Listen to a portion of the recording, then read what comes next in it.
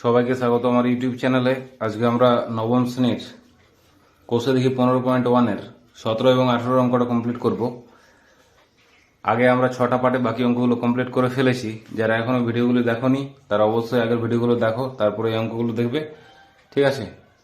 তাহলে তোমাদের বুঝতে সুবিধা হবে। তাহলে চলো 17 অঙ্কটা কি বলছে সেটা দেখো। একটি আয়তকার জমির কর্ণের দৈর্ঘ্য 15 মিটার এবং দৈর্ঘ্য প্রস্থের দেখো অন্তর বলা আছে 3 মিটার। তাহলে জমিটির পরিসীমা এবং ক্ষেত্রফল কত? এখানে দেখো জমির কর্ণের দৈর্ঘ্য দেওয়া আছে এবং কি দেওয়া আছে, দৈর্ঘ্য ও প্রস্থের অন্তরটা দেওয়া আছে, ঠিক আছে? মানেটা কি, এখানে দেখো দৈর্ঘ্য এবং প্রস্থ নির্দিষ্টভাবে কিন্তু বলা নেই যে দৈর্ঘ্যটা আমার কত, ঠিক আছে? সেটাও কিন্তু বলা নেই এবং প্রস্থটাও কিন্তু বলা নেই। আমাদের একটা কন্ডিশন দেওয়া আছে যে দৈর্ঘ্য ও প্রস্থের অন্তর 3।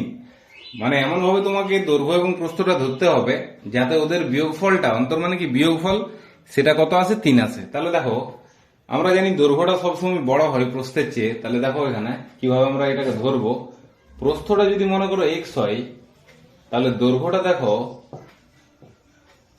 x+3 আমরা লিখতে পারি। কেন লিখতে পারছি, কারণ দেখো এই লাইনটা দেখো, দৈর্ঘ্য প্রস্থের অন্তর হচ্ছে 3। তাহলে দৈর্ঘ্যটা যদি x+3 করি এবং প্রস্থটা অন্তর করি, অন্তর মানে বিয়োগ, ঠিক আছে? দৈর্ঘ্য আর প্রস্থের বিয়োগ ফল বলছে।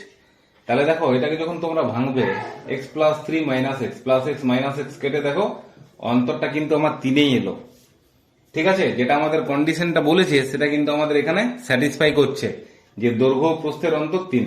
তাহলে দৈর্ঘ্যটা আমরা x+3 ধরে নিচ্ছি এবং প্রস্থটা x, তাহলে কিন্তু আমাদের এই কন্ডিশনটা স্যাটিসফাই করছে। তাহলে আমরা প্রথমে এটাই লিখবো যে ধরি আয়তকার জমির প্রস্থ সমান x এবং দৈর্ঘ্য সমান x+3, ঠিক আছে? তাহলে এখান থেকে আমরা লিখে নিচ্ছি। তাহলে দেখো আমরা লিখে নিয়েছি যে ধরি আয়তকার জমির প্রস্থটা x এবং দৈর্ঘ্যটা x+3, কারণ তোমাদেরকে বোঝানো হলো দৈর্ঘ্য আর প্রস্থে যদি আমরা বিয়োগ করি 3ই পাচ্ছি, যেটা আমাদের কন্ডিশনটা বলা আছে যে দৈর্ঘ্য প্রস্থের অন্তর 3 মিটার। এরপরে দেখো কর্ণের দৈর্ঘ্যের তো সূত্রটা আমরা জানি। তাহলে আয়তকার জমির কর্ণের দৈর্ঘ্য, ঠিক আছে? আমরা সূত্রটা কি জানি, √অফ দৈর্ঘ্য স্কয়ার প্লাস প্রস্থ স্কয়ার, তাই তো? √অফ দৈর্ঘ্য স্কয়ার প্লাস প্রস্থ স্কয়ার। তাহলে দেখো √অফ দৈর্ঘ্যের মানটা আছে x+3 তার হোল স্কয়ার প্লাস প্রস্থটা আছে x তার স্কয়ার, ঠিক আছে? এত মিটার। তাহলে দেখো এটাও কর্ণের দৈর্ঘ্য, আবার 15টাও কর্ণের দৈর্ঘ্য। তাহলে আমরা কি বলতে পারবো, প্রশ্ন অনুসারে এই দুটোকে সমান বলতে পারবো, কারণ এটাও কর্ণের দৈর্ঘ্য আবার এটাও কর্ণের দৈর্ঘ্য। তাহলে দুটোই তো সমান জিনিস, একই জিনিস, ঠিক আছে? তাহলে দেখো প্রশ্ন অনুসারে আমরা লিখে নিয়েছি কর্ণের দৈর্ঘ্য, দুটোই যেহেতু কর্ণের দৈর্ঘ্য, এটাও কর্ণের দৈর্ঘ্য 15টাও কর্ণের দৈর্ঘ্য, তাহলে দুটো আমরা সমান বলতে পারছি, ঠিক আছে? তাহলে দেখো উভয় পক্ষকে যদি বর্গ করি আমরা,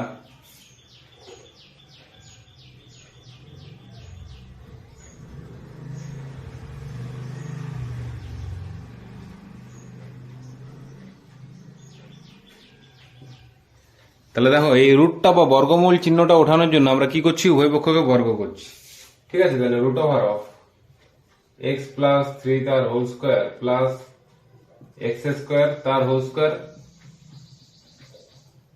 ঠিক আছে? তাহলে উভয় পক্ষে আমরা বর্গ করে দিলাম।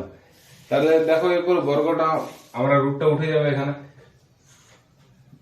x+3 তার হোল স্কয়ার প্লাস x² সমান 15, 15 তে 225, ঠিক আছে? এবার দেখো এটাকে a প্লাস বি তার হোল স্কয়ারে তোমরা ভেঙে দাও, a² plus 2ab plus b² আকারে। তাহলে a² plus 2ab plus b²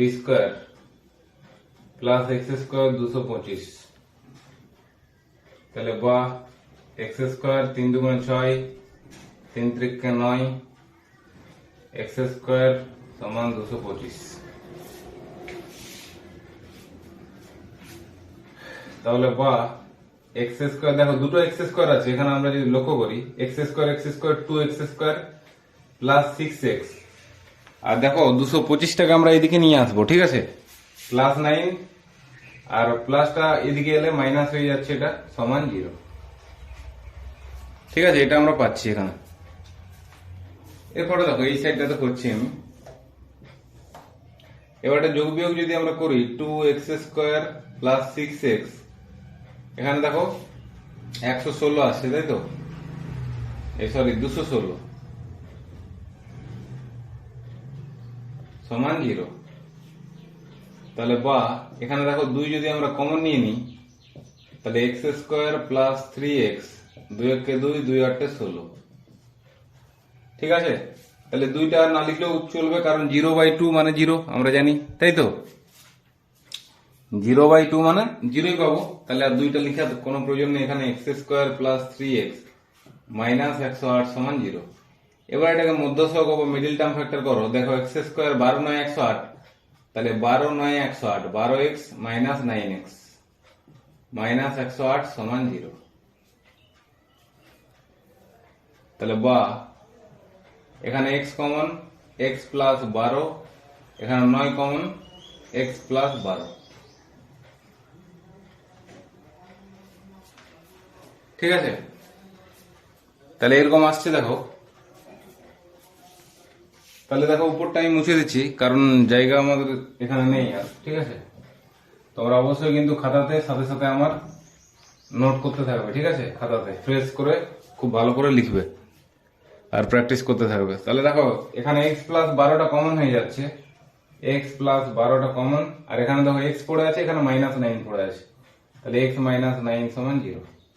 তাহলে একবার এক্স প্লাস 12 সমান আমরা 0 বলতে পারবো, তাহলে এক্স সমান মাইনাস 12, আর একবার এক্স মাইনাস 9 সমান 0, তাহলে এক্স সমান 9। ঠিক আছে, এক্স এর দুটো মান পাচ্ছি আমরা দেখো। কিন্তু দেখো কখনো কি প্রস্থের মান বা দৈর্ঘ্যের মান ঋণাত্মক হতে পারে কি? মাইনাসে কি কোনো মান আসতে পারে? নিশ্চয়ই আসতে পারে না। ঠিক আছে, তাহলে এখানে আমরা ভাষাটা লিখব যে যেহেতু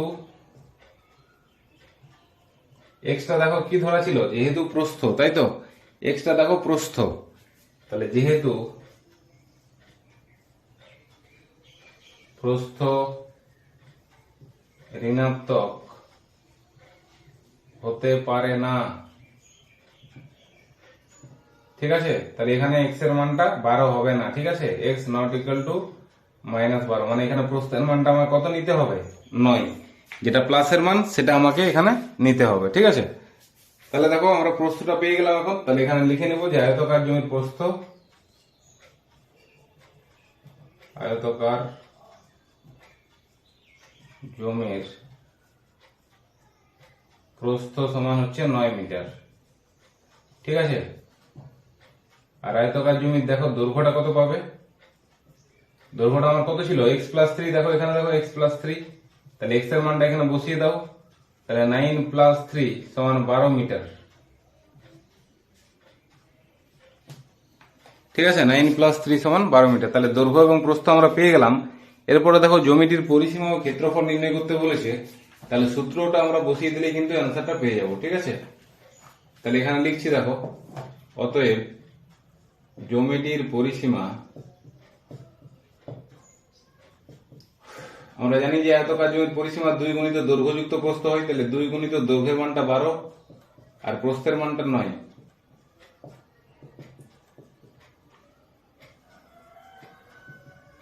সমান 42 মিটার। ঠিক আছে, একটা অ্যান্সার পেয়ে গেলাম।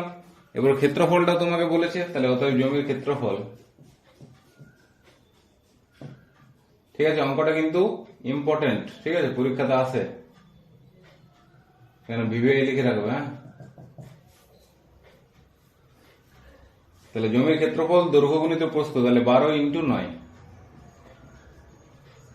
তাহলে 12 9 108 বর্গ মিটার। ঠিক আছে, তাহলে এটা একটা অ্যান্সার, এটা একটা অ্যান্সার আমাদের হয়ে গেল। আশা করি বুঝতে কারো কোনো প্রবলেম হওয়া উচিত নয়। যদি প্রবলেম থাকে আরেকবার অঙ্কটা দেখবে রিপিট।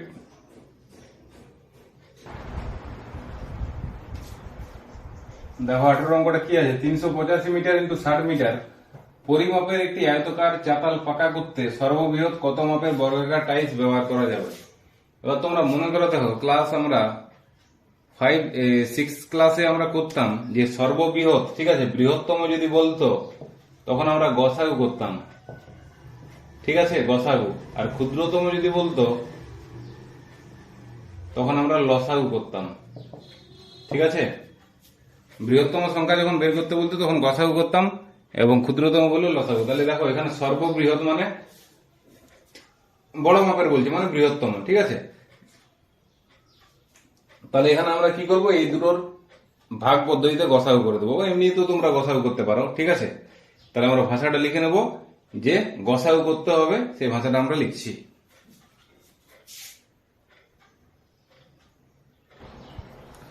তাহলে দেখো আমরা ভাষাটা লিখে নিয়েছি। 385 মিটার এবং 60 মিটার পরিমাপের একটি আয়তাকার চাতাল পাকা করতে সর্ববৃহৎ যে মাপের বর্গাকার টাইলস ব্যবহার করা যাবে তার প্রতি বাহুর দৈর্ঘ্য হবে 385 মিটার ও 60 মিটারের গসাগু। তাই তো, এগুলো তো বাহু। তাহলে এদের আমরা কি করে দেবো, গসাগু। তাহলে ভাগ পদ্ধতিতে যদি আমরা গসাগু করি, দেখো কিভাবে করতে হয়। মনে করো তোমরা ক্লাস 6 5 করেছিলে, 60 দিয়ে 385 কে ভাগ, 6 6 36 25। এবার দেখো এই 60টা চলে আসবে এইখানে। ঠিক আছে, ক্লাস 6 যেমন ভাবে করা হতো, 25 দুগুণে 50।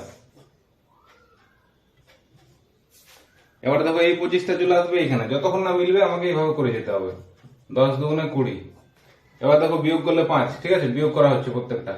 আবার দেখো এই 10 চলে আসছে এখানে, তাহলে 5 দুগুণে 10।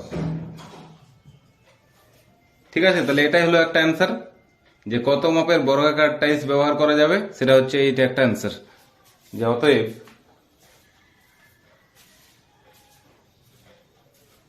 এখানে লিখছি, দেখো অতএব 5 মিটার। ঠিক আছে, গসাগুটা আমরা কত পেলাম, 5। আচ্ছা, গসাগুটা একবার লিখে নিচ্ছি।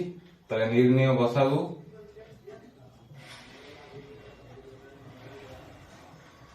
সমান 5। তাহলে অ্যান্সারটা লিখে দেবো, অতএব 5 মিটার মাপের সর্ববৃহৎ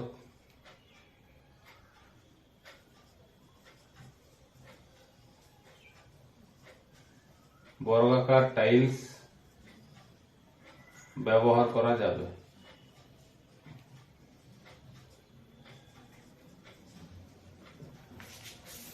ঠিক আছে, তাহলে একটা আনসার আমরা দেখো পেয়ে গেলাম। আর একটা আনসার তোমাদের কি বলেছে দেখো, তাহলে টাইলসের সংখ্যা। ঠিক আছে, আমি তোমাদেরকে বলেছিলাম যে সংখ্যা যদি বের করতে বলে তাহলে আমরা ভাগ করে দেবো, দুটো ক্ষেত্রফলকে ভাগ করে দেবো। তাহলে দেখো আয়তকার চাতালের ক্ষেত্রফল তো এটা জানাই আছে আমাদের, লিখে নিচ্ছি। আয়তকার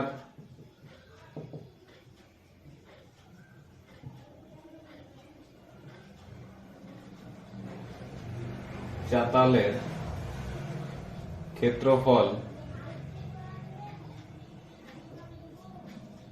385 গুণিত 60 বর্গ মিটার।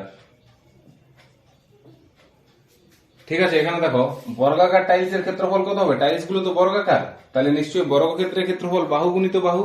তাহলে এখানে লিখবো যে বর্গাকার টাইলসের ক্ষেত্রফল, বর্গাকার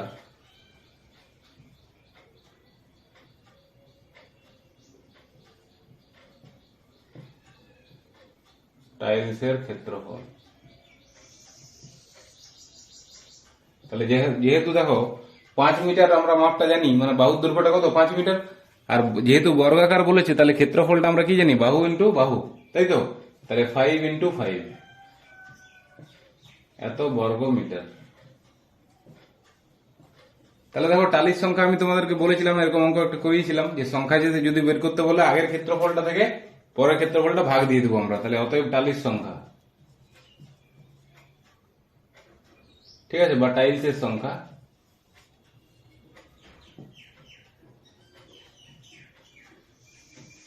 সমান 385 ইন্টু 60 ডিভাইডেড বাই 5 ইন্টু 5। ঠিক আছে, দেখো এই ক্ষেত্রফলটা ডিভাইডেড বাই এই ক্ষেত্রফলটা হয়ে গেল। এবার কাটাকাটি করে দাও। দেখো 5 12 60, 5 দিয়ে এটা কাটো, 5 7 35, 5 7 35। ঠিক আছে, 77 ইন্টু 12 গুণ করলে যেটা আসবে সেটার একটা আনসার আমরা পাচ্ছি। তাহলে দেখো গুণ করে আমি পেলাম 924। ঠিক আছে, 924টি। তাহলে এটা একটা অ্যান্সার হলো, আর এটা একটা অ্যান্সার হলো। ঠিক আছে, এই দুটো। তাহলে দেখো আমাদের কোর্সে দেখি 15.1-এর সব বড় অঙ্কগুলো কমপ্লিট হয়ে গেল। পরের দিন আমরা এমসিকিউ অঙ্কগুলো সলভ করব। ঠিক আছে, যারা চ্যানেলে প্রথম তারা অবশ্যই চ্যানেলটা যদি ভালো লেগে থাকে সাবস্ক্রাইব করবে এবং বন্ধুদের সাথে শেয়ার করবে। তাহলে চলো নেক্সট ভিডিওতে আমরা এমসিকিউ গুলো সলভ করব। সবাই ভালো থাকো, সুস্থ থাকো।